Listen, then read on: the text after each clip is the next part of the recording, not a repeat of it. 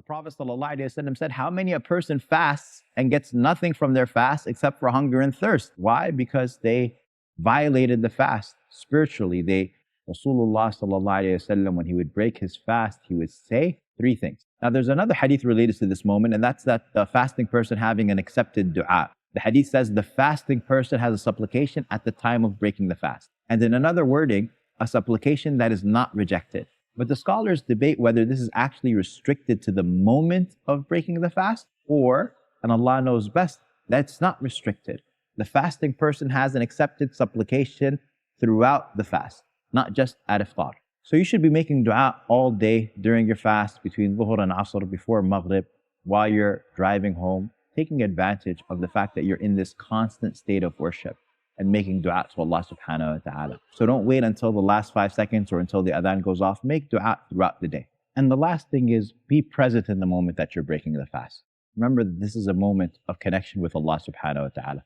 Food is brought to us, or we grab our plate, and it's time to break the fast. But before you do that, you have to make sure that you get the reward of making this incredible dua that Rasulullah ﷺ taught us to make. And it's not just about gratitude, though that's part of it. It's about recognizing what just happened spiritually. You just completed an act of worship.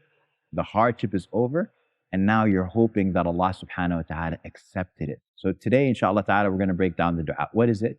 Rasulullah ﷺ, when he would break his fast, he would say three things. ذهب الظما وابتلت العروق وثبت الأجر إن شاء الله. So now let's look at this phrase by phrase. ذهب means to leave, right? So ذهب الظما, thirst is gone. It's a simple statement. Your thirst is gone. You just spent the whole day fasting. Your mouth was dry. Your body was dehydrated. You were decaffeinated. And finally, you drink water and the thirst is gone. Even if you weren't thirsty, you still say the dua. So you say وابتلت العروق. Bal means to be moistened. Your body's gotten dehydrated, especially if it's a hot day, and now you're drinking and those fluids are being absorbed through your bloodstream again. Your body is coming back to life. Your veins are being moistened. It's a physical reality, but you're stating it as an acknowledgement of what just happened to you, because this is an act of worship. And then you say, وَثَبَتَ الْأَجْرُ inshallah. Thabat means to be something that's established. And so you're saying that the reward, the ajr, has now been established. It's been confirmed, inshallah. Notice the inshallah, if Allah wills. Why the condition?